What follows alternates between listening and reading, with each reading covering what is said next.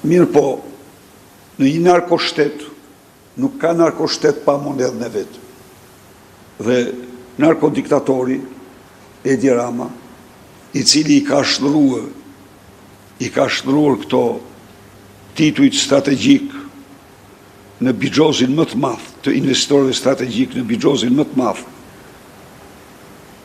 jo në Shqipëri, por në Europë, se titulli shpërblehet me miliona euro, narko-euro, një titull i tillë. Plus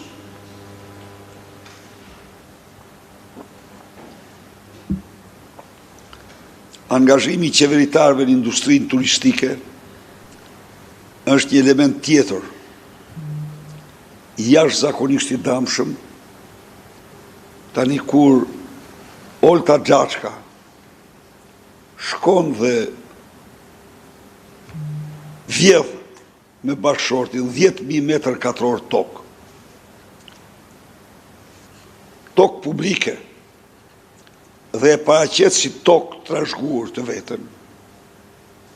A mund të më thoni ju mua, çfarë i mbetet këtij operatori, këtij investitori, që shkon dhe blen tokën 150 euro apo 100 euro metrin katror për të ndërtuar? Edi Rama vetë shkon dhe merr 225.000 metër katror tokë me emrin e nënës vetë dhe të vllaut.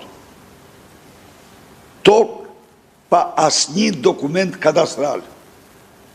Absolutisht.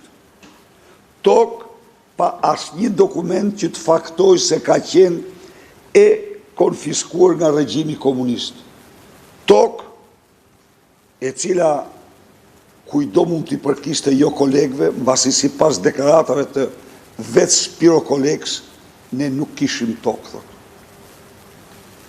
Ai thot nuk kishim tokë, nipi i tij bëhet me 24 hektar se u bë kryeministër.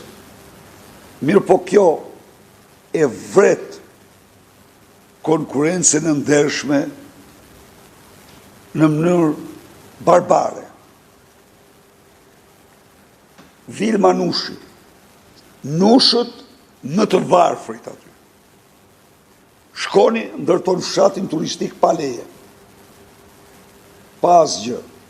Në këtë aspekt, këta zotëri që i mbijetojnë kësaj konkurencë të mungeset plot transparencë dhe kësaj xhungle që ka krijuar qeveria në këtë industri, janë heroj. Janë heroj të vërtet. Sepse janë të vendosur në kushtet më të pabarabarta. Kudo industria është delikate. Kudo hoteleria është delikate. Kudo sistemi i restoranteve është delikat.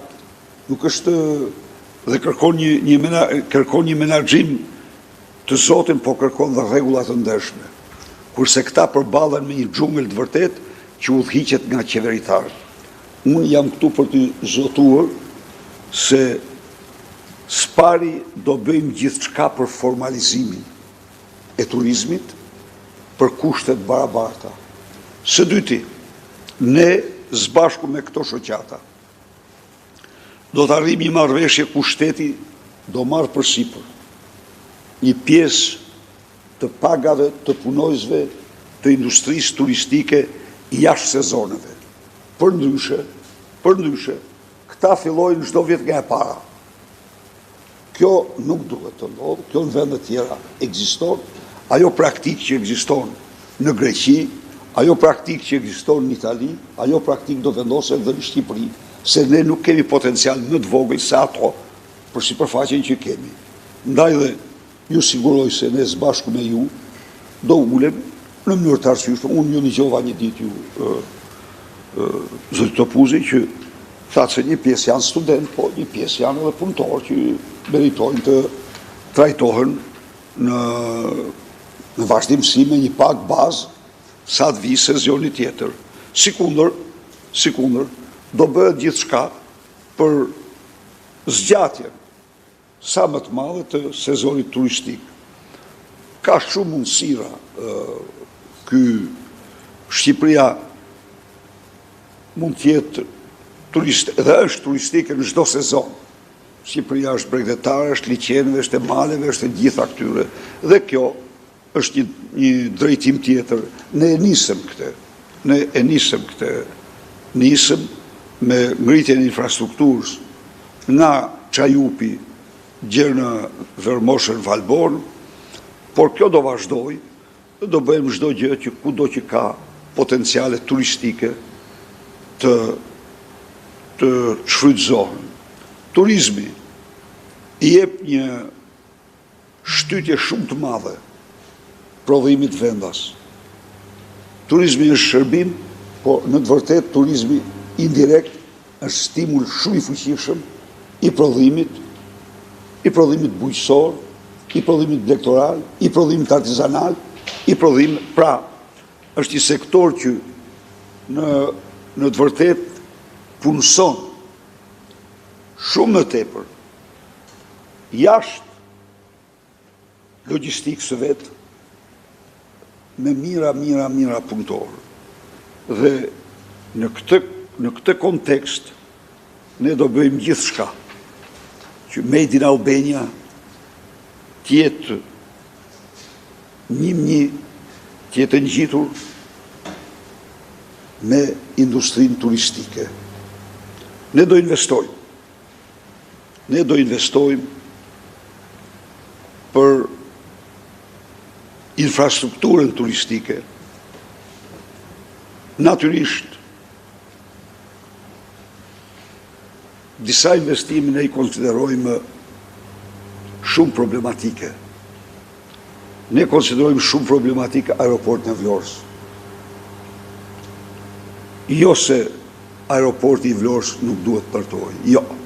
Jam I bindur se një aeroport duhet ndërtohej. Por jo aty ku ndërtohet. Kanë filluar që tani refuzimet